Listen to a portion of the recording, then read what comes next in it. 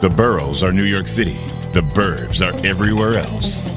Real estate is the ultimate game of risk and reward. It's the biggest investment most people ever make. Fortunes are made over a lifetime and lost in a day. And we're not playing with monopoly money. How do you stay ahead? Who's buying? Who's selling? And why? What do they know? We want the truth. You need an edge. Boroughs and Burbs is your secret weapon, giving you the insider knowledge and strategies you need to succeed in the high-stakes world of real estate. From Palm Beach to Palm Springs, Manhattan to Malibu, we press the experts to expose the pain, find the deals, and occasionally predict the future.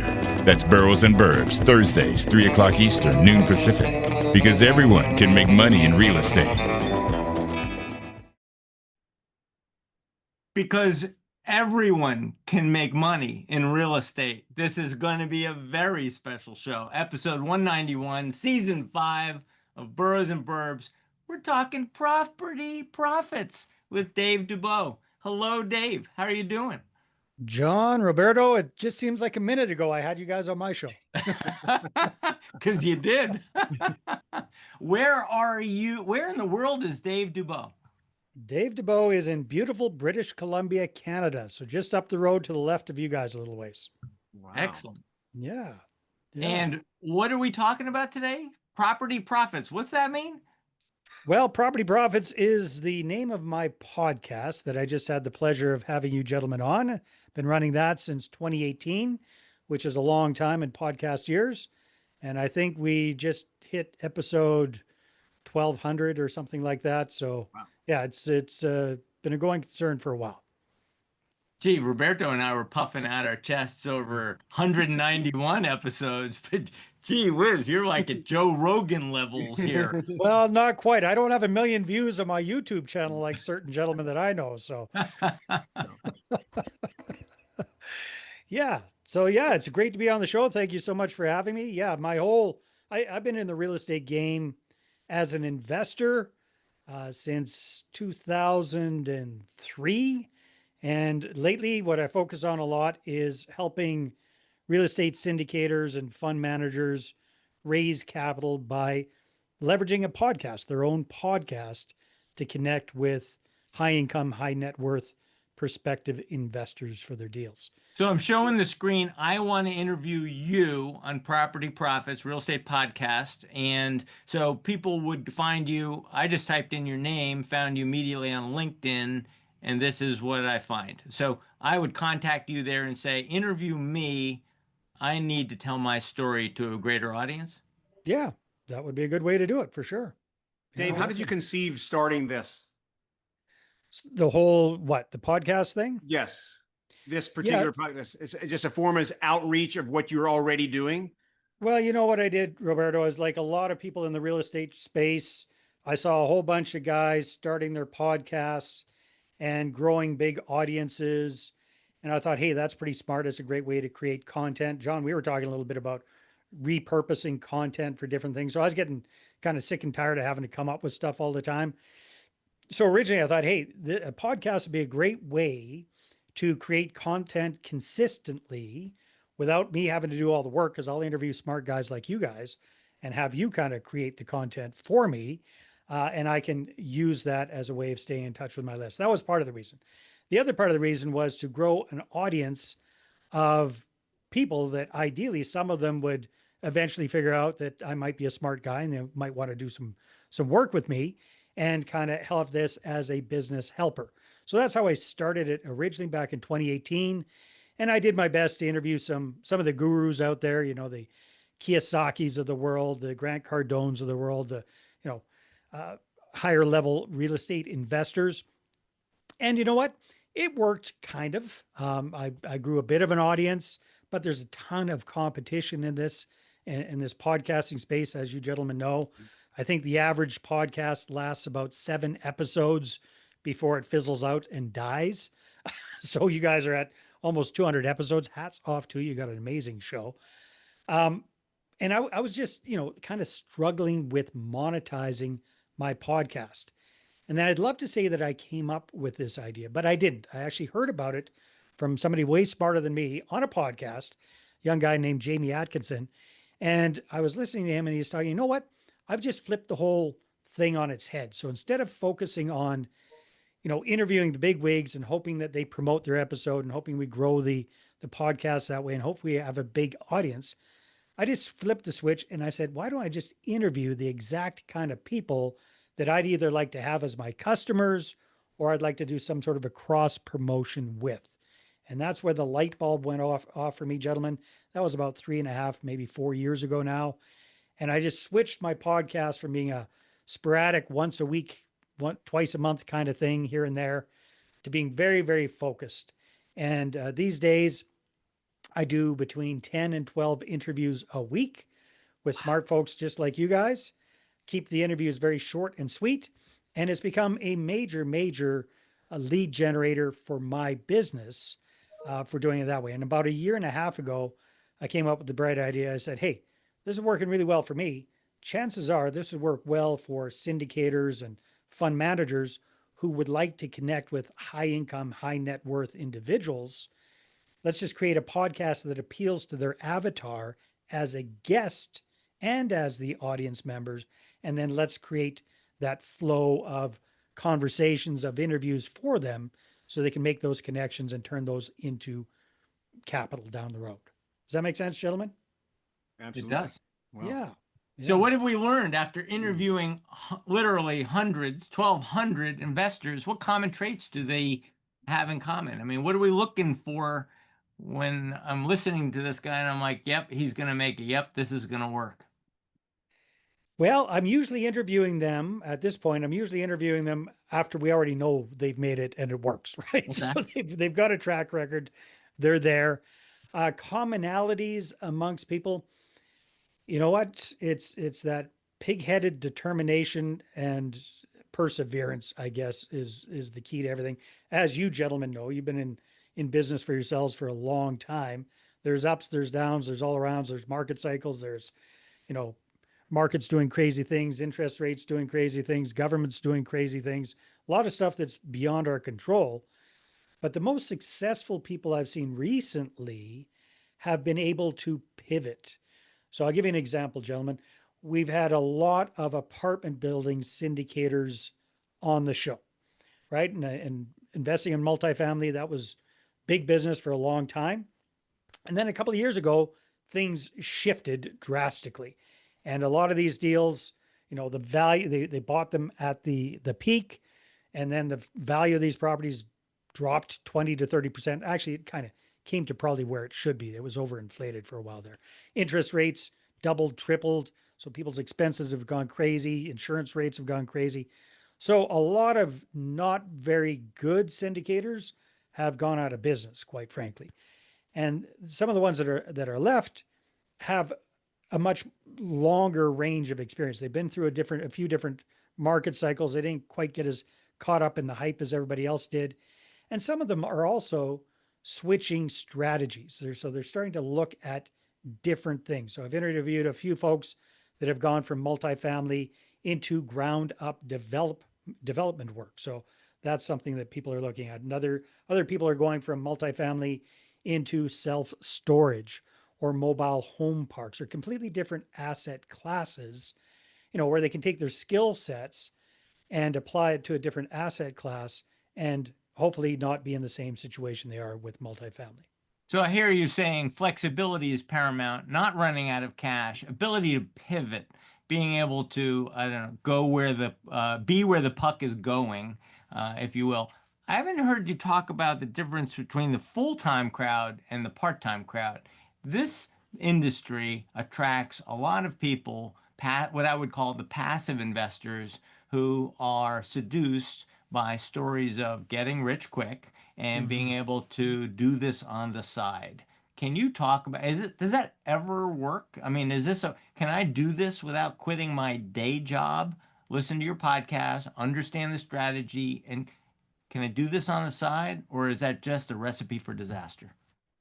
It depends on what you mean by passive investor, John. So there are, if you're talking about a part-time investor who's trying to do syndications part-time and buy apartment buildings on the side, that's going to be challenging, right? To get any real traction.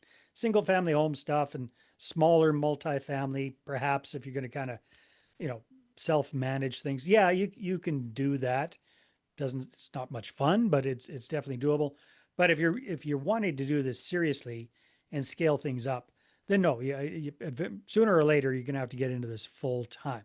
Now, if you're talking about passive investors in the terms of what are called limited partners, so people that join a syndicator and invest in a deal, invest in a syndication, or perhaps invest in a real estate fund, then are they going to create full-time income from that? Probably not, unless they're very, very, very well heeled. But can they get better than average returns on their money if they're investing in the right deal? Can they get some really good, tax benefits sometimes from investing in real estate?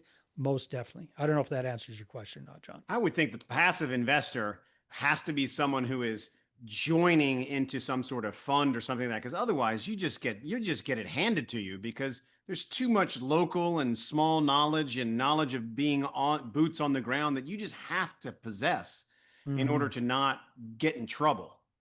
Well, yeah, you're absolutely we right. had a young man on the show. I'm going to say young because he was in his, I'm going to say early 20s.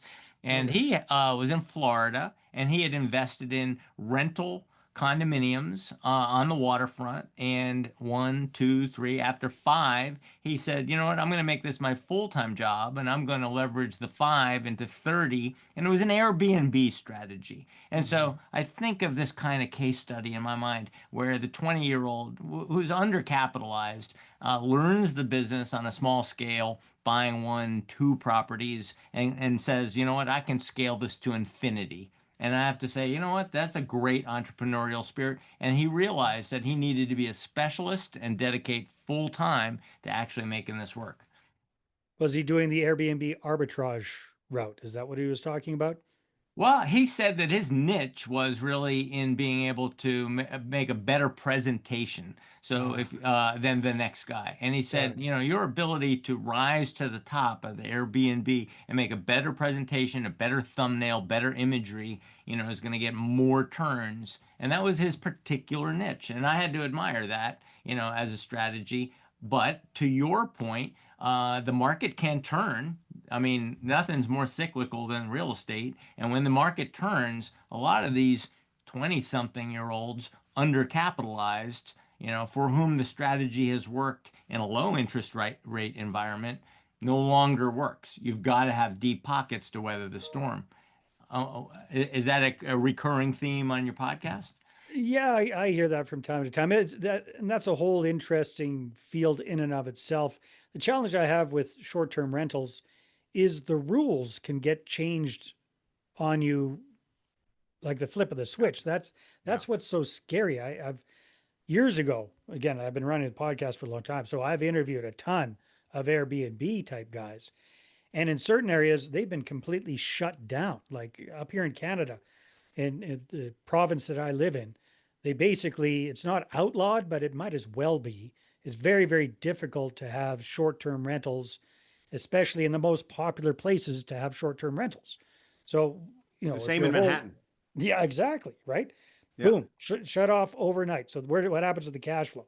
You cannot make those properties cash flow as regular long term rentals. So then people have to get creative and try and do midterm furnished rentals or rent by the room or these kind of things, or turn things into, group homes and these kind of things, which is a whole different business model. But again, I've seen a lot of that over the last few years, is people having to pivot due to those kind of regulatory changes as well. So that's why I We was had curious. interviewed Dave Seymour. Do you know him? He was on a television show, and we had him on for multi-family investing. And he actually kind of scared me because whereas I thought, I should dabble into or go into that. I literally thought to myself, if I'm going to do this, I have to do it with someone like him, because Mm. otherwise I would get myself in trouble. Well, One of you're a my favorite specialist in your market, right? But not in that asset class. So yeah, that was definitely a One of smart my move. favorite shows recently was the Trailer Parks episode. Loved that. This guy had figured out a way to go find trailer parks, bought Yeah. up trailer parks from people who had developed them 20, 30, 50 years ago. And somebody, you know, is ready to retire, sell a trailer park. And you started to think, wow, the the cost of the trailers, not that much. They paid for themselves pretty quickly. They penciled out, and we said, why did you choose the ones in Michigan? Why these states? Why not in Florida where you live? And he said, yeah, he couldn't make it. He couldn't make the numbers pencil out in Florida. I guess because of the weather. Most of his were in the Midwest, and I was like, wow, what a great niche strategy. So you had the apartments, you had the Airbnb strategy, you had the trailer parks. I think we're going to do self-storage next. I mean, Oh that's yeah. going to be exciting. If there's a fun one within self-storage, which is pro storage, that's kind of a different What niche is within storage. what's And that? then there's luxury self-storage, which is very cool. Pro storage is where they build out these storage facilities for contractors, basically. So a lot of contractors are getting squeezed out of their flex warehouse space by these same day Amazon guys, Okay. renting everything up. They still need a place to operate their business out of. So some smart investors are building these pro storage places where these guys can, store all their trucks and their equipment and all that kind of stuff in a very secure manner and run their business from their cell phone, from their kitchen table, whatever. But they've got a place to keep all of their stuff. Yeah, no, there's that is a fascinating thing about my show is I should keep track of it, how many different niches or how many different asset classes I have it, but there are so many different ways people are investing in real estate. It's And the absolutely luxury fascinating. storage would be like for cars and things like that? Cars, toys, RVs, motorcycles, that kind of stuff. Yeah, boats, that sort of thing. So there's big money in that, or as an add-on to existing storage facilities. Yeah, no, it's That's fun. fascinating. I want to talk a little bit about what you've learned about podcasting and how to promote. I mean, Roberto and I have been at this for a while, and we do this to get smarter and to be better agents, better capable of serving our clients. But it seems to me that we've now got an expert, Roberto, on the show who could tell us a thing or two about best practices when it comes to podcasting. You got any advice for John and Roberto? And our I clients who all want to self promote on the Yeah, internet? well, you guys are doing a really good job. So no, I don't have too much advice for you. It's working for you. Um, I work with people that are just haven't even maybe even thought about a podcast, but they're looking for an additional lead generation venue, right? So a podcast can be an amazing lead generator. So I'll just kind of outline what we do for a new client. We figure out number one, who is their target market? Who is their avatar? Who's their absolute best client, customer, investor, whatever that would be. Okay, then let's build a show around that person versus, Dave's real estate show, right? Now, my avatar happens to be real estate guy, so that fits all right. But let's say, for example, I've got a client, Dr. Tudor Franco, and Tudor is a medical doctor by profession. He's also a real estate syndicator, but guess who his best investors are? Other medical doctors, right? Medical professionals. So he wanted to connect with more of them on a regular basis. So we built him a show called Stellar Success Leveling Up for Medical Pros. Now, does that title say anything about real estate investing, multifamily, syndications, anything? No, nothing about that. So what we do is we built the show. And then the second thing we do is we go out and we find Tudor 5, 6, 7 of these medical professionals who he can interview every single week. Now he's a busy guy, so we time block things 2 hours twice a week. He has these interviews back to back to back, very, very quick, very efficient. And these people are happy to be on his show because the show is all about professional success, personal success, financial success.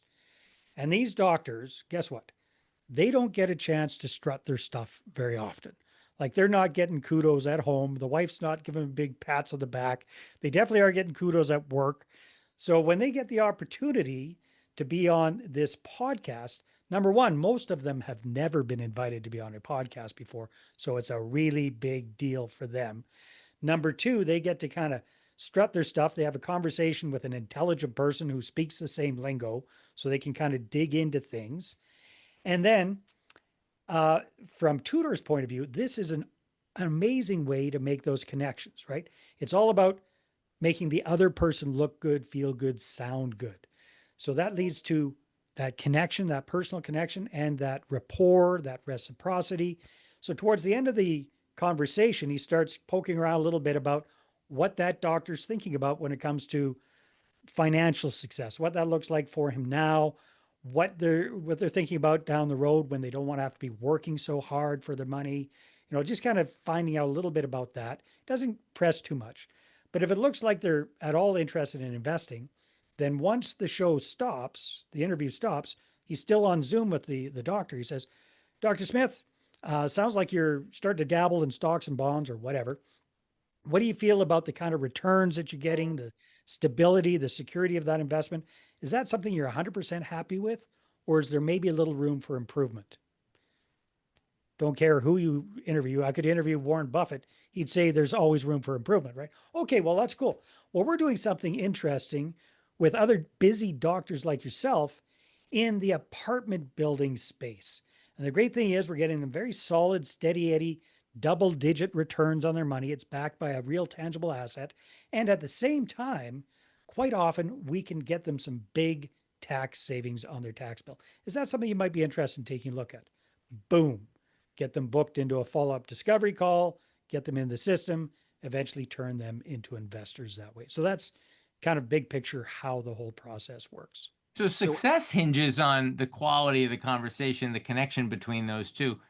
You didn't Just mention like at it does with all anything. about needing a million views or a large audience size. It's not really the quantity of views, it's the quality. It's the quality of the guest. Exactly. It's the quality of the relationship you have with the guest. It's just like yourself, John.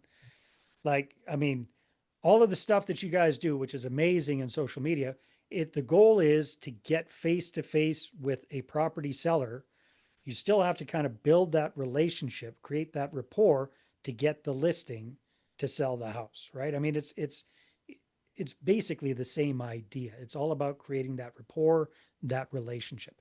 We're just doing it one-on-one via a podcast. So Dave, but after he goes through those 7 people, then who's next? Next week, it's another 7. Next week, it's another. So we're getting our clients typically 5 to 6 interviews booked a week, on average about 20 a month, with their ideal avatar. So for most of these guys, they're busy, they're doing syndications, they're doing other stuff. So they're not necessarily local to him either. They're just No, they could doesn't have to, in his case, it doesn't have to be. Now we have another client. We've got quite a few clients, but we have a client, Tim. He's in Phoenix. I think you guys just did a show about the Phoenix market, right? So Tim is a syndicator in Phoenix. He's kind of a meet and greet kind of guy. Like, he likes to meet his investors face to face. So we focused his whole show on the Phoenix area. It's called the Phoenix Prosperity Podcast. And we're looking for successful business owners, entrepreneurs, C-suite executives in Phoenix, in and around Phoenix and Scottsdale, to be his guests. So he's at about 150 episodes so far. So we've done a very, very good job with getting him those guests on a very regular basis. Wow. Yeah. Is this transferable to realtors? It occurs to me that if I'm a realtor in a market and am trying to get in front of qualified leads, you can help me there too? Or is this specific to investors? Well, no, this could be anyone with what I call a high ticket offer, which you guys definitely qualify for. It works better in like a B2B setting. At least that's been my experience. Now, could it work in residential? Yeah, it could. Probably would work better in commercial, just because a little bit more easier to identify exactly who you're looking for, kind of thing. But there might be some kind of way of doing that, especially if John, you're in Connecticut, so it really depends on where do most of your clientele come from who are buying properties in Connecticut, right? This is really interesting. Not just us, but I'm thinking, Roberto, of people like Scott, who's a luxury home builder. And so the question is it really, that I can put content out there and somebody will stumble across it? They'll get a sense of me and my business and they'll call me up. Or is it really the connection I'm making with the interviewed? And it sounds like that the real value is in the connection, the one-on-one connection with the guest. We've found that Roberto and I, over the last 5 years, have connected with the top real estate agent in every major market Nice. in the Yeah. United States. You say Aspen, yep, we did a show. San Diego, yep. Los Angeles, yep. Um, I mean, all over the world. We did the London show, the Paris show, Oh, perfect. Marbella, Spain, you So name you're it. already doing this in a certain way. In your case, you're kind of doing it to connect with potential, what would I call it, cross promotional partners. Like if you got a client that wants a place in Aspen, you can send him to your guy in Aspen and vice versa. He's got a client in Aspen who's looking for something in Manhattan or in Connecticut. He knows exactly who to send that person to. That's a beautiful way to use a podcast. We have a lot of brokers who watch our shows, so they're local brokers in some ways. We have had enough of them. But with regards to people in other markets, we can refer business to one another. Yeah, exactly. That's smart. I just had a little mini mastermind with some of our clients last week where we were talking about all the different ways you can leverage a podcast. So my number one priority with my clients and myself, my own podcast, is direct to guest connection. That's just like you were talking about there, John. It's creating that value with your guests. That's my number one priority. But there are lots of different ways to leverage your show. So like you guys are talking about, it's a great way to connect with potential partners, cross promotional partners, in your cases, other brokers in other areas. It's a great way to create content. You're doing that already, John, right? So you're repurposing content from the podcast on social media, slicing, dicing, creating reels, that kind of good stuff. Solo episodes, which I believe you gentlemen do as well. So it's just the two of you talking about something specific to the market. That's great because that really elevates your status in the eyes of your viewers. And then something that interesting that I've started doing, just because I was looking for more tax write-offs, is I take my show on the road. So when I go traveling, my wife and I like to travel 2 or 3 times a year. So we just did a trip recently in Europe. Well, guess what? I pulled out the old phone, videotaped some solo episodes, and voila, and had some of my clients as the sponsors of those episodes. Boom, business write-off, all my travel. And I like to get out in the bush and paddle and kayak around. So now I do an occasional thing like that from that and writing off all of those otherwise personal expenses as business expenses. So there's I'm going to be in South Carolina, Myrtle Beach, South Carolina next week, and I'm going to have to do a podcast from Myrtle Beach. So You've done one from there before. I've done this before. I may have to write off the margaritas. Bow tie and a Speedo. That's what we want to see there, John. Oh, I don't think so. I don't think you do. I don't think you want that. I will say that the bow tie has been very effective.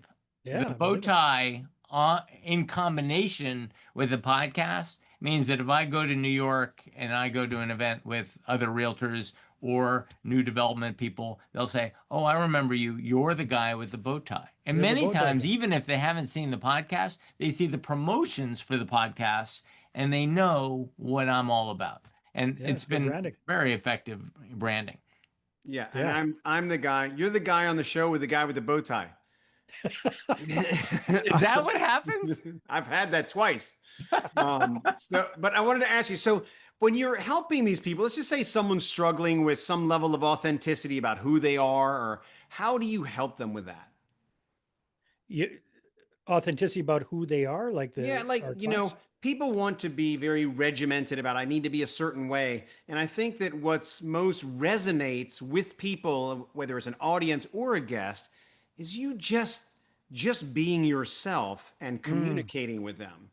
And people really have trouble breaking out of that. The moment that camera is on, there's someone else. Yeah, some of our guests are terrified. They're like, "Can you send us the questions? How's this supposed to work?" I mean, they're terrified by the whole idea of a podcast. I mean, we're not NBC, No. So one of the things that I also do, we're sitting there before we record, I always come on and say, "Let the healing begin." Just because everybody's like, "Oh, okay, I get it." And it just kind of drops the tension of the moment. Oh, that's good. I had no clue what you're talking about when you said that, Roberto, but now it makes sense. I didn't need it for you. Now it's just a tradition. One time I didn't do it. Robin was like, "What's the matter with you?" Yeah, but that's a good point. So yeah, we have to teach our our clients how to be natural hosts. And the way I try to do this, and it's not always successful, is just to remind them, you know what? The show, the way we do the show really isn't about you. The show really is about your guest. Like on my podcast, I'm not trying to strut my stuff with my guests and position myself above them or anything like that. My job on my show is to make my guests feel comfortable, look good, sound good, and feel good. That is my job. So if I get out of my head and I'm not worried about how I look and I'm just really kind of trying to focus it all on the guest, it makes life so much easier. So I keep trying to instill that in our clients. Now the good news is they get a lot of at bats very quickly. So after about episode 15, they're getting pretty comfortable. So really, because we're getting them 4 or 5 of these interviews a week consistently, within a month, they're going pretty good. They're not as nervous anymore. All Yeah. right, I got to lean in and ask you a dirty secret of podcasting. But anybody who's in the podcasting business will start to get emails and WhatsApp solicitations from people who say, I can help you promote your podcast. I can Mm. get you 1 million views. I can get you more followers. What you need, boss, what you need. A vast majority of these offers are coming from overseas. And I know it's happening on Instagram. I know it's happening on YouTube. I know it's happening on Facebook. It's happening across the board. And I've been warned by professionals, do not buy followers, do not buy exposure, do not succumb to the temptation. Can we talk a little bit about this? Because it is very tempting to say I put a Yeah. lot of time into my podcast. I'm talking to quality guests, and I only got 500 views. I only got 50 views, and I want to do something about it, and I want to do something quickly. What's your answer to that? For my clients, my answer is that's irrelevant, right? Our whole focus is on getting you talking with your ideal customer, your ideal client, your ideal investor. That is the whole goal. Audience growth happens organically because guess what we do put a lot of effort into is organic growth via getting those guests to promote their episode to their network, which is a lot easier with these kind of guests who are not professional podcast guests, because professional podcast guests aren't going to do a damn thing, right? But you get, Dr. Smith that's never been on a podcast before, gets his episode gets released, he's going to want to show that sucker off. So he's going to put that up on Facebook and Instagram and LinkedIn and all that stuff. And if we make that job easy for him by providing him with all of the content he needs, just plug and play, copy and paste, it's super, super easy. So I had a great example of this. One of our clients, Matt, just a few months ago, was mentioning one of his audience members reached out to him and said, "Hey, do you mind looking at a real estate deal with me?" He said, "Sure." Okay. So he looked over it. Wasn't a very good deal. Said, "I recommend you don't do that deal." And the guy said, "Okay, cool. How about you? Do you have anything on the go?" So he ended up getting a $70,000 investor from one of his, audience members, which was all grown, organically. Because here's the thing: when Dr. Smith promotes his episode to his connections, a lot of those connections are other doctors, right? And the end of every episode says, "Hey, if you got a good story and you'd like to be a guest, book in to be a guest at whatever the website is." So we definitely don't focus on fake audience growth. And we just let the audience growth happen organically, because at the end of the day, if we're able to get our clients, conversations with a couple of hundred of their ideal prospects every year, that's what the whole goal is. This is a direct lead generator. Anything in addition to that is gravy, it's bonus.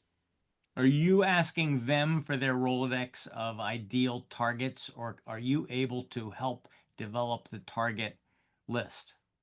Both. So the way we start people off, John, is I highly recommend, for example, let's say it's a syndicator. Well, let's pull up your list of current and past investors. Let's find 20, 25 of these folks, and let's invite them to be the initial guests on your show. And then we accomplish a whole bunch with that. So out of the 25, you might get 15 that actually book in and do the interviews. So number one, we get our new host practice at friendly at bats with somebody they already know. Number two, we create content to launch their show with a bang. So instead of just kind of trickling out, let's launch the show with 15 episodes day one. So boom, it's kind of a big deal. And then encourage 5-star ratings and reviews and all that kind of stuff from their guests, from their guest connections, grow things that way. But then there's some really cool stuff that can happen in the background. Number one, when you're interviewing a happy customer, client, investor, that's the perfect time to get referrals, right? It really is.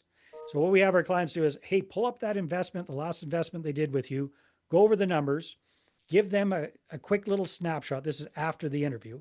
Give them a little snapshot and then ask some open-ended questions about that while you're doing a second recording. Great way to get video testimonials. Great way to get sound bites. Great way to get feedback, right? That you can use in your marketing materials. Then you get referrals. You get warm introductions to their connections. And then it's also a great way to get them re-ups or reinvestments to get them to do business again with you, all from that one interview. So yeah, we hit it hard with our new clients to get them to interview their existing book of business first. Wow. So you've done 1,200 podcasts. You help others create podcasts from scratch and get going and ahead of steam, couple hundred episodes.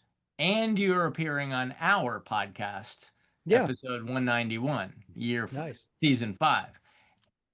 Do you recommend that Roberto and I go speak on other people's podcasts? That's new to us. A lot of podcasters just stay in their lane. Is that an effective strategy for you to grow your audience and connect with others? Most definitely. Yeah, it's a great way for doing cross promotion. So we do a lot of podcast swaps, interview swaps. You guys in a perfect position to do that. So anybody and there's a gazillion real estate focused podcasts. Like if you're looking to connect with some, we should connect. We've got the smart one and the good looking one. There you go. Pointing the wrong direction on my camera. Anyhow, I don't know which way it's going there. We've got it all, right, Roberto? Yeah, we do. But yeah, for sure. You guys can get on pretty much any real estate show that you'd want to be on, or any other podcasters that you'd want to be on. Just be strategic about it. Like, what is the goal? What do you want? Who do you want to connect with? What do you want to do? If I were in your position, I might focus on local podcasts. So New York focused podcasts. So Roberto, for example, if you're looking to get more listings, more clients in Manhattan, then focusing on, upper end type podcasts that are local to New York, which I'm sure there's a gazillion of them, would be a smart move. Same for you, John, right? We've done that with Vince. We have a former colleague who does a podcast. We've been on his and he's been on ours. Jonathan Miller, also big following, and he's a regular with us. And now I think he's also now putting out his own podcast. Yeah, it's a great way to grow things. It's a lot of work, this podcasting business. I mean, people think, oh, you just turn on the camera and you just go. You know what? Let's contrast this with Instagram. With Instagram, a lot of people are now in the habit of recording content where they're just talking to themselves in front of a project, in your case, or a property, a luxury property. Let me show off this luxury property. Whereas the podcast dynamic is generally, we do some preparation, we write the questions, we try and script the show, there's some editing, there's some sound quality issues, and we have to get a guest, and then we have to promote it. So very different from what the typical cycle is for daily Instagram content generation. Well, and you guys have another wrinkle in there because it's a co-hosted show, right? So that you have to coordinate schedules. You both have to be available for that. That's a whole other level of complexity with that as And well. we're So, trying national. I mean, it's Alpine, Aspen, LA, the China market, back to New York, and so, we're trying to balance it to make it both interesting storytelling. Frankly, we're telling stories here, and we want to make sure that the New Yorker who's interested in other markets, which is our primary, as you say, avatar, the New Yorker who's interested in other markets finds us to be the best resource for that. And I think we're really the only resource in the New York market for that. I think we just hit Roberto. We just hit somebody's list as the number 4 real estate podcast in New York, right there with the Giants and the Jets, and there we were. Yeah, that's right. That's right. That's right. nice. Nice. Well, this has been phenomenal. I've learned a lot about the podcasting, investing. Where do you see, I guess, final questions would be, where do you see this going? What's the crystal ball on? I think a lot of people are saying that podcasting and short form content is taking over even in Hollywood, and that we've only just scratched the surface on short form ground up content. What do you think? I certainly hope so. I've learned not to rely on my crystal ball because every time I do, I'm pretty much proven wrong. My crystal ball sucks, but I do see, there is tons of interest in podcasting. It's a very high churn business. Like I said, you guys making it to 190 episodes, especially a co-hosted show and all the work that you put into it. It's huge. That is amazing. Most guys and gals fizzle out after 7 episodes. That's the statistic, right? So yeah, my prediction is people who want to get into podcasting are going to kind of clue in that they probably should try and get some help to do it properly if they want to do it consistently. It's gone are the days where it's super easy just to do everything yourselves. Like you guys have a team that helps you out with everything, and I think to have longevity and success in it, you got to have a team. It occurs to me, Roberto, maybe we ought to reach out to our associates in all of these major markets and maybe connect with Dave and get each of them making podcasts in those key markets, LA, Miami, Boca. And if with Dave's help, we can put together a repeatable, efficient process, maybe it's really the Boroughs and Burbs network of podcasts, not the Boroughs and Burbs podcast by itself. So you're inspiring new ideas, Dave. This is very exciting stuff. Well, I it's know always that some fun of them, chatting with other podcasters. You guys are doing a fantastic job. some of these guests want to do what we're doing, and we're in the business of making a podcast, but you're in the business of launching podcasts. So this could be very fun. All right, I'm going to hit the share button. I'm going to remind everybody that you are Dave Dubeau, and he wants to interview you on Property Profits, Real Estate Podcast, and help you launch a podcast of your own. This is Boroughs and Burbs. You're going to find us at boroughsandburbs.com. And the latest episodes were outdoor spaces and Los Angeles and the Chinese market and apartment complex investing. Dave, you might want to tune into apartment complex investing, Boroughs and Burbs number 185. This one, by the way, did, I think, 122,000 views on Nice. YouTube. That was pretty amazing. I want to thank our sponsor, Dave. We didn't talk about the importance of sponsors. Sponsors are key. Grace Farms, we love these guys. And we don't love them for their money. We just love them. And you'll find them at gracefarms.org. And we're going to get you some of their teas and coffees. Let me see if I can find, where is it? Our Work. Oh, there it is. Our Work, tea and coffee. So you can go to Grace Farms at sharegracefarms.com and shop for their teas and shop for their coffees, and all the profits go to doing good work. Roberto, you're going to find him at Brown Harris Stevens, bhsusa.com, and you're going to find me at Elman.com, where I am a real estate broker covering Connecticut. Again, thank you, Dave Dubeau. This has been phenomenal, episode 191 of Boroughs and Burbs. Dave, thank you so much. Gentlemen, it's been an absolute pleasure. Thank you very much for having me on the show. Take care.